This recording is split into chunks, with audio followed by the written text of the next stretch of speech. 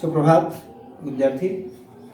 अब हम आप लोग को शब्द विचार में जो शब्द के भाग बताए थे उसमें अगला भाग बता रहे हैं आपको। अब तक आपने उद्गम या उत्पत्ति की दृष्टि से तत्सम तद्भव देशज विदेशज पढ़े।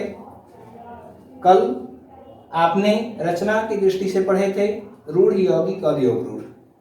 आज हम आप लोग को बताने जा रहे हैं अर्थ की दृष्टि से शब्द के भेद, और उसमें जो आगे है उसकी जानकारी हम आज देंगे। तो आप ध्यान देंगे। अगला वो है अर्थ की दृष्टि से शब्द के भेद, आप ध्यान देंगे।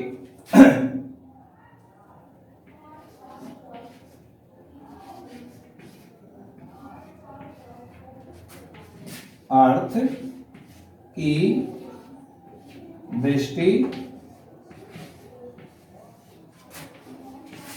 से शब्द के दो भेद हैं।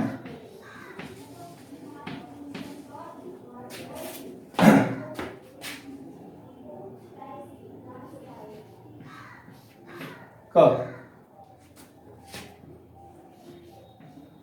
सार्थक,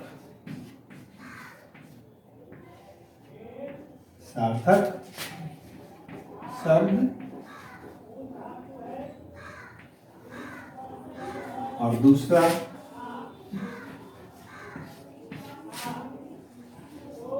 निरर्थक।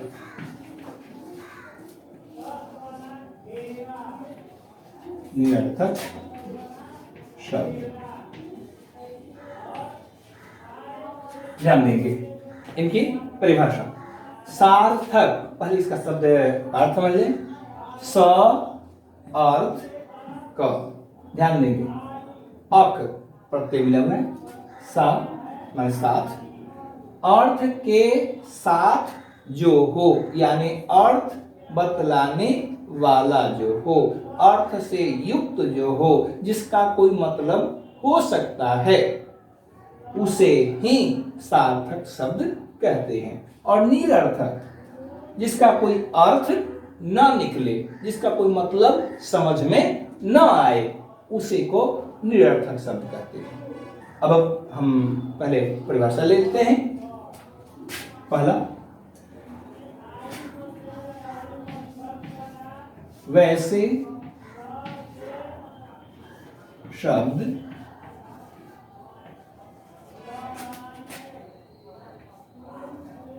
जिनका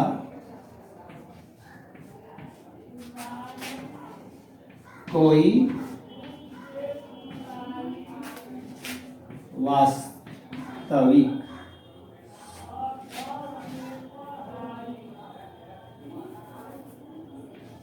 वास्तविक अर्थ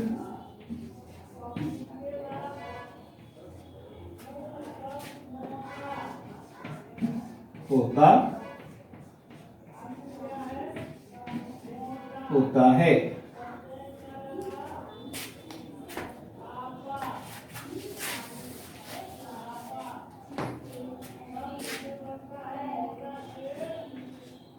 उन्हें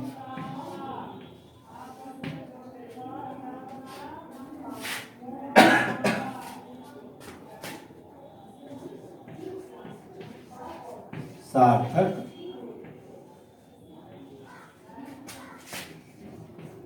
शब्द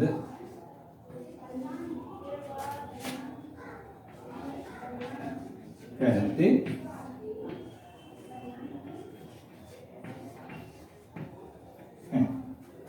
ध्यान देंगे। उदाहरण,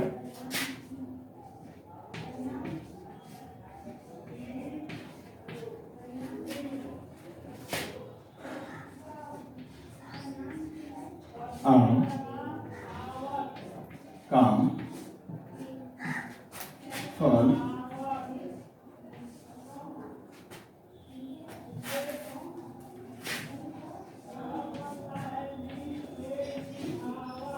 किताब,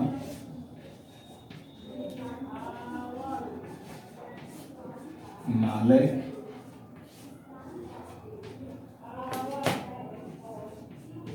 शिक्षक,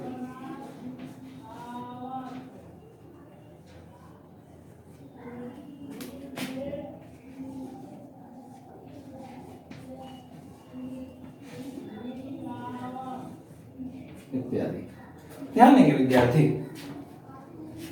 सार्थक शब्द वैसे शब्द जिनका कोई वास्तविक अर्थ होता है, उन्हें सार्थक शब्द कहते हैं।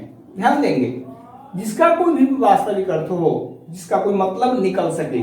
शुरुआत में ही हमने बताया था, वो शब्द जो हमारी समझ में आ सके और हम किसी के सामने उसे प्रस्तुत करें तो उन्हें भी वह समझ में आ सके, भाषा के अंतर्गत उसका कोई मतलब हो, वो शब्द कहलाते हैं। और वही सारे शब्द जब आधार लिए जाते हैं कि अर्थ की दृष्टि से, तो वे सार्थक शब्द के रूप में जाने जाते हैं। यानी ये शब्द हमने जो लिखा, ये सब भी सार्थक शब्द हैं। इसका मतलब आप समझते होंगे। यहां तक कि इसमें यह भी जैसे लिखे, यह खुद एक सार्थक शब्द है।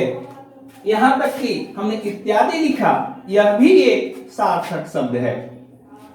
यानी आप इसमें जितने भी चीज देख रहे हैं, सब खुद सार्थक जो सा है वो भी एक शब्द है, खुद शब्द भी एक शब्द है और वो भी सार्थक है। एक सार्थक शब्द खुद सार्थक शब्द है, इस शब्द भी। यानी हम ये सब जो भी लिख रहे हैं, ये सभी अपने आप में अर्थ रखते हैं। इसलिए इस सारे के सारे जो कि शब्द ही हैं और वो भी सार्थक शब्द। इनका कोई ना कोई अर्थ अवश्य होता है। इनमें कोई भी ऐसे नहीं है जिनका कोई अर्थ नहीं होता। तो इस तरह आप जो भी बोलते हैं, बातचीत करते समय जब भी कोई शब्द बोलते हैं वो सार्थक होते हैं। लेकिन अब कहेंगे कि सर तो निरर्थक क्यों लिख दिए? क्या निरर्थक शब्द नहीं बोला जाता है? हाँ, बोला जाता है। तो कौन सा? तो उसे देख लेंगे आगे। निरर्थक शब्द के लिए आप परिभाषा लिखेंगे।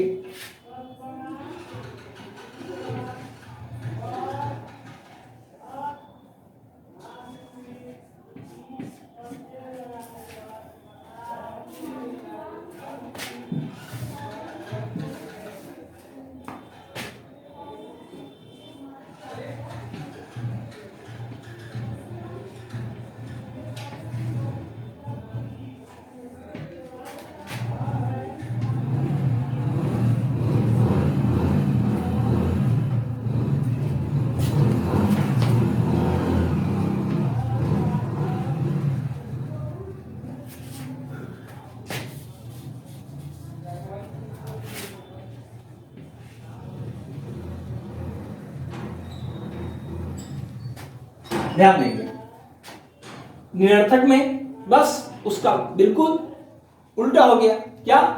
तो जिसका कोई वास्तविक अर्थ नहीं होता। जब उसका वास्तविक अर्थ नहीं होगा तब क्या कहेंगे? निरर्थक, कोई अर्थ का नहीं। तब उस समय हम क्या करेंगे? क्या यही लिखेंगे? नहीं, उसके लिए भी उदाहरण बदल जाते हैं। जैसे आप देखेंगे बिल्ली की बोली क्या? म्याऊं, म्याऊं म्याऊं करती है।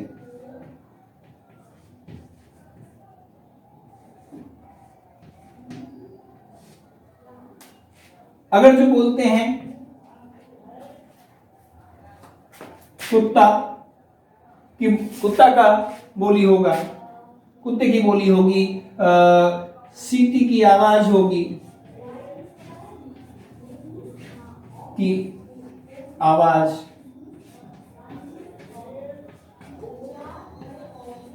घंटी, घंटी की आवाज,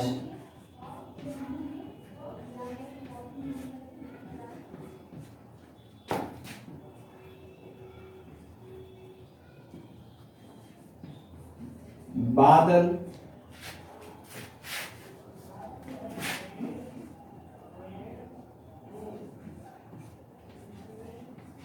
की गरज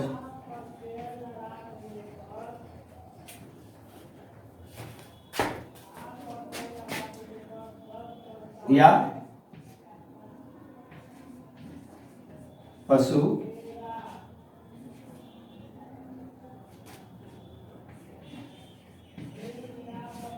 पक्षियों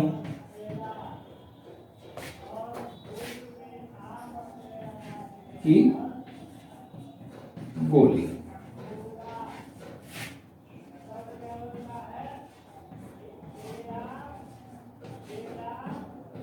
ध्यान देंगे। अब सीटी जो आवाज देती है, जैसे बिल्ली बोलती है, हम यहां लिख सकते थे कि बिल्ली की बोली, लेकिन यहां हमने ऐसा इसलिए कर दिया ताकि आपको समझ में आ सके। और जो म्याऊं म्याऊं करके जो बोलती है, उसका मतलब क्या होता है, बता सकते हैं? नहीं। सीटी बजाते हैं तो सीटी बजा करके वह क्या कहना चाहता है, बता सकते हैं?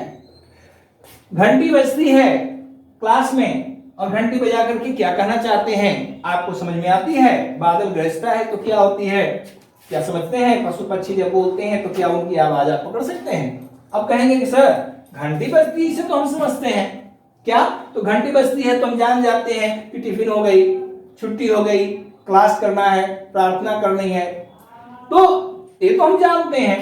लेकिन ध्यान दें, एक घंटी की आवाज नहीं, एक घंटी की आवाज से आप नहीं जानते हैं कि टिफिन हो गई या छुट्टी हो गई। इसके बारे में पहले से ही आपको अवगत करा दिया गया होता है कि इस समय जब आवाज आएगी तो आप छुट्टी समझ लेंगे, इस समय आवाज आएगी तो आप टिफिन समझिएगा, प्रार्थना की घंटी समझिएगा, इत्यादि इत्यादि। तो ये बताती नहीं है, ये आवाज से पता नहीं चलता, ये पहले से आपको निश्चित किया हुआ होता है, तब आप जान पाते हैं। सिटी में भी ट्रैफिक पुलिस वाले जो होते हैं वो बजाते हैं, तो उस समय भी खेल के मैदान में भी सीटी बजाई जाती है, उस समय भी आप इस बात का ध्यान रखें कि उस समय वो पहले से निर्धारित की गई होती है और उसे समझे हुए होते हैं और उसके हिसाब से ही ये सारा कार्य होता है। हालांकि इस की आवाज, टन की आवाज, टन माने क्या होता है जी? नहीं, कुछ नहीं। बादल गरजता है, गड़गड़ाहट होती है, क्या शंख की ध्वनि होती है, पशु पक्षी आपस में चहचहाते रहते हैं, क्या बता सकते हो कि वो आपस में क्या बात कर रहे होते हैं? नहीं बता सकते हैं। तो ये सारी बोलियां जो है वो निरर्थक हैं। कुछ ऐसे शब्द और भी आते हैं जो निरर्थक तो होते हैं, परंतु जब इनके साथ आते हैं तो वो सार्थक हो जाते हैं। अब आप वैसे शब्दों को भी यहां पर देख लें, जैसे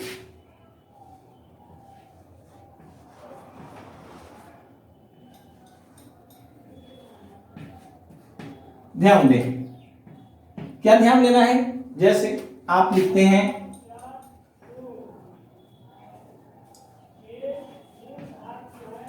रोटी और उसके साथ लिखते हैं वोटी। ये रोटी का अर्थ तो समझ में आता है, क्या वोटी का मतलब क्या होता है? इसका अर्थ तो समझ में आता है, लेकिन इसका कुछ नहीं। लेकिन इसके साथ मिल करके ये भी सार्थक हो जाते हैं।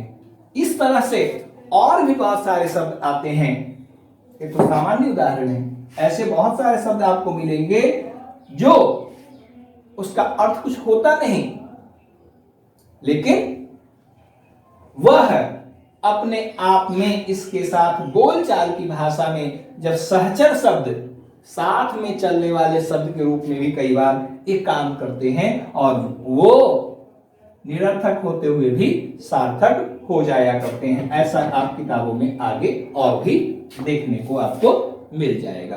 तो हम चलते हैं वापस सार्थक शब्द के भेदों की ओर। तो पहले जान ले उस सार्थक शब्द के भेद कौन कौन है, और उस सार्थक शब्द के भेद का नाम आप नोट करेंगे, उसकी परिभाषा भी हम आगे लिखवाएंगे।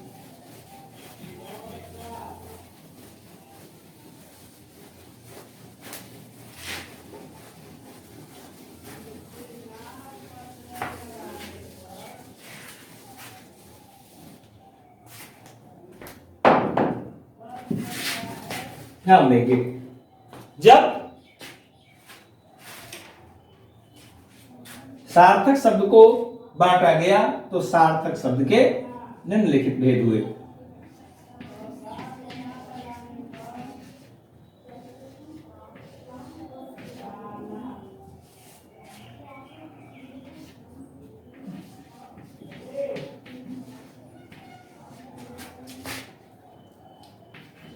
सार्थक शब्द के 4 भेद हैं।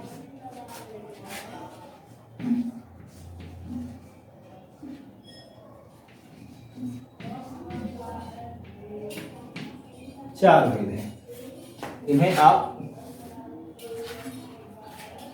इस रूप में जान लेंगे। पहला,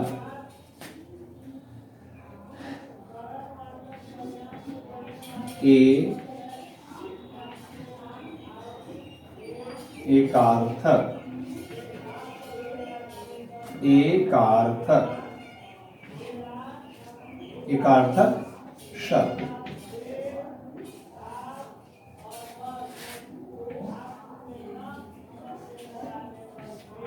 दूसरा, अनेकार्थक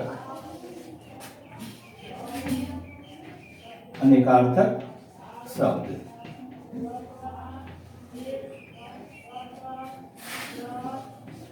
तीसरा, समानार्थक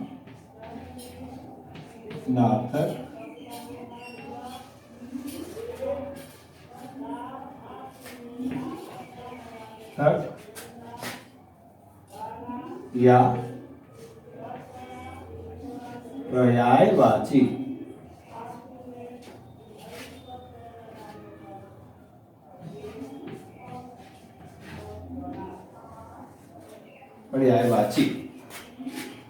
और उसके बाद अगला जो है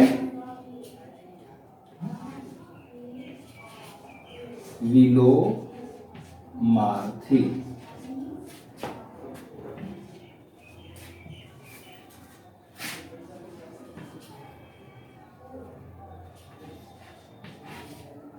विलोमार्थी या विलोमार्थक।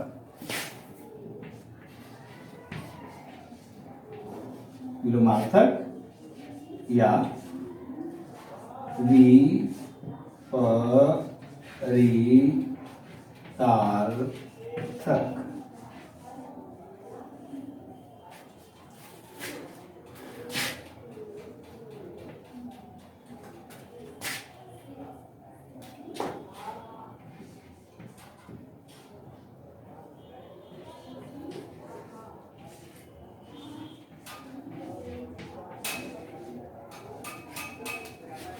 ध्यान देंगे, अब हम प्रत्येक की परिभाषा आपको लिखवाते हैं। ध्यान देंगे,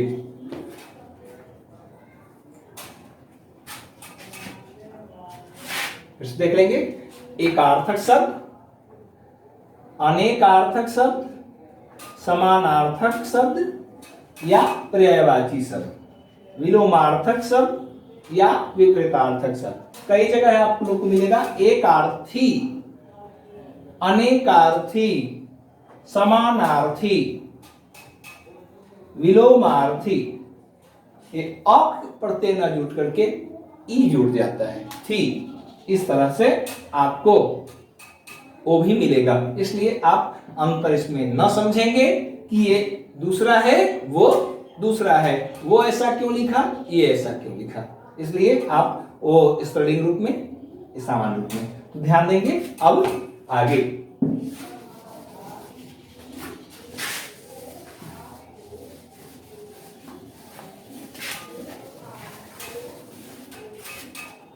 एकार्थक शब्द में पहला परिभाषा देंगे, देखेंगे कैसे।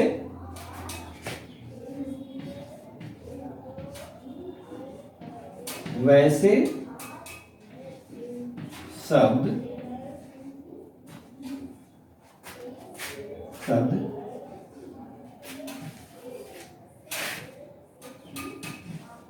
जिनका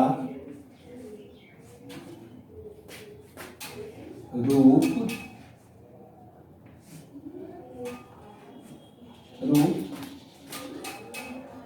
या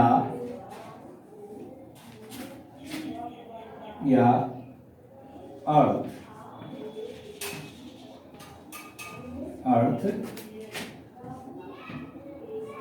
में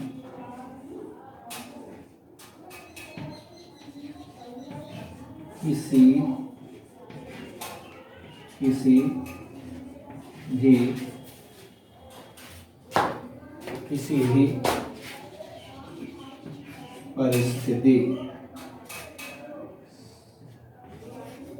भी परिस्थिति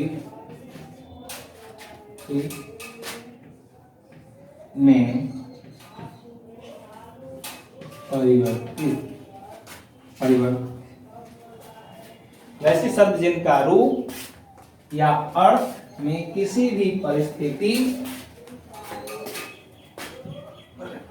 में परिवर्तन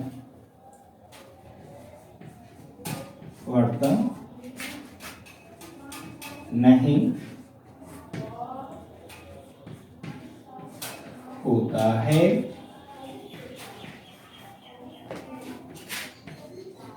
उन्हें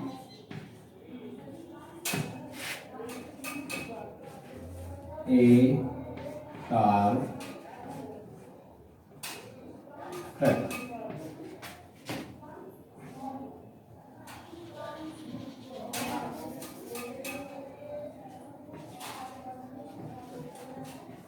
शब्द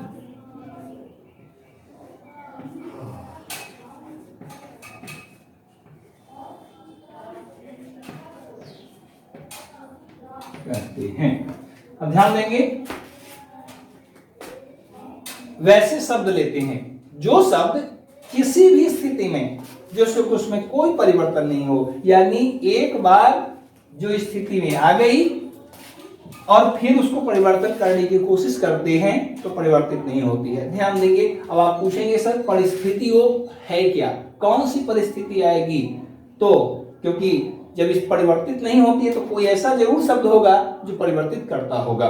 ध्यान देंगे विद्यार्थी, जब भी कुछ प्रश्न हो मन में परिभाषा पढ़ते समय, तब आप उस परिभाषा को अच्छी तरह समझ सकते हैं। यानी परिभाषा जब भी हम लिखवाएं, जब भी बताएं, तो आप अपने स्वयं से अपने आप में एक प्रश्न अवश्य करेंगे कि ये यदि होता है तो इसके विपरीत भी होगा कि नहीं, ऐसा होता है तो क्यों होता है। तो प्रत्येक चीज परिस्थिति, यानी क्या परिस्थिति है जो उसको बदलता है, क्या परिस्थिति है जो नहीं बदलता है। निश्चित है यदि नहीं बदलता है इसमें तो कोई ना कोई ऐसा जरूर होगा जो बदलता होगा। तो परिस्थिति क्या है, ध्यान देंगे। क्या होता है कि जब हम वाक्य बनाते हैं, किसी तरह का वाक्य का निर्माण करते हैं, तो वाक्य के निर्माण के क्रम में उसमें परिवर्तन हो जाता है, उसके अर्थ में, उसके स्वरूप में। उसका जो रूप रहता है वर्तमान, वह रूप न होकर के कोई दूसरे रूप में चला जाता है, तो उसका या तो रूप बदलने पर उसका अर्थ बदल जाता है या अर्थ बदलने पर उसका रूप बदल जाता है। यानी कोई ऐसी परिस्थिति आती है जिसके कारण वह स्वयं में जैसा था वैसा नहीं रह पाता, यानी उसका रूप जो लिखे वह बाद में बदल जाता है। जैसे पहले उदाहरण देख लें, उसके बाद आप स्पष्ट रूप से समझ सकेंगे। पहले जैसे नोट करते हैं, उसके बाद हम आगे बताते हैं। जैसे लोटा, गिलास,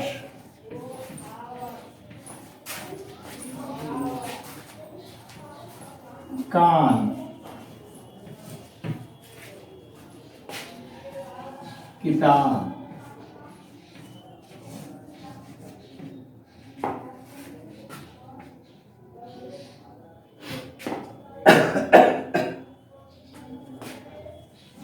आंख,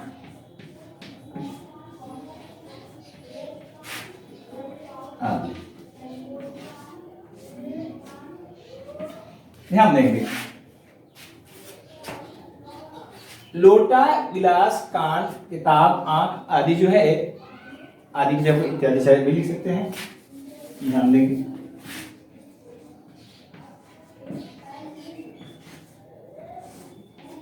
ध्यान देंगे। तो ये जो है शब्द जो हमारे सामने आते हैं, इनका अब लोटा का मतलब क्या होता है, तो लोटा का मतलब सिर्फ लोटा होगा। इसको और परिवर्तन करना चाहेंगे तो किसी और अर्थ में परिवर्तन नहीं कर सकते हैं। इसका कोई परिवर्तन करना चाहे तो किसी और अर्थ में परिवर्तन नहीं कर सकते हैं। कोई भी चीज इसमें जो लिखे हैं उसका परिवर्तन नहीं कर सकते हैं। अब कहें कैसे परिवर्तन करने वाला कोई उदाहरण दीजिए, तब तो समझ में आए कि उसका कैसे परिवर्तन कर सकते हैं। तो उसके लिए आपको उदाहरण है इस प्रकार, जो देखें, जैसे मान लीजिए हम लिए पानी, उसी तरह से हम लिए शब्द कनक। ये शब्द जो है इसका वाक्य में जब प्रयोग करते हैं तो उसके अनुसार परिवर्तन हो जाता है। अब उदाहरण के लिए आप पानी से यदि वाक्य बनाते हैं, मैं पानी पीता हूं, तो उससे पानी का अर्थ जल होता है, पीने वाला पदार्थ। अगर जो यही पानी को अगर जो हम दूसरे वाक्य में के रूप में प्रयोग करते हैं, जैसे उसके मुंह पर पानी नहीं है, तो उस समय पानी का अर्थ सौंदर्य हो जाता है, यानी परिस्थिति के अनुसार उसका अर्थ बदल गया। उसी तरह से आप कई बार देखते हैं लिखा हुआ कि चांदी के गहने पे सोने का पानी चढ़ाया हुआ है, वहां पर भी इस पानी का अर्थ परत होता है, अस्तर हो जाता है। इस तरह यह शब्द एकार्थक नहीं है, तो क्या है, आगे पढ़ेंगे अनेकार्थक, तो उसमें इसके जिक्र करेंगे। ऐसे ही कनक जो है शब्द, इसका अर्थ धतूरा भी होता है और कनक का अर्थ सोना भी होता है। उसी तरह अंबर शब्द लेते हैं तो अंबर शब्द का अर्थ होता है आकाश भी, और अंबर शब्द का अर्थ कपड़ा भी होता है। तो इस तरह वैसे शब्द जिसका परिस्थिति के अनुसार अर्थ बदल जाता है। अब जैसे लिखेंगे पीतांबर, वहां पर वह वस्त्र है, पीतांबर यह अंबर है। तो इस तरह और भी ऐसे बहुत सारे उदाहरण मिलेंगे जो वाक्य में परिस्थिति के अनुसार बदल जाएंगे। इनका प्रयोग करके ही देखा जा सकता है। ऐसे सामान्य रूप से इसको ऐसे यूं देखेंगे तो पता नहीं चलेगा कि ये अनेकार्थक शब्द है या एकार्थक शब्द है। इसलिए आप इन बातों को ध्यान देंगे। हम अगले दिन फिर मिलेंगे और आपको इससे जुड़ी आगे की जानकारी देंगे और इसे आप ध्यान देंगे। तब तक के लिए धन्यवाद।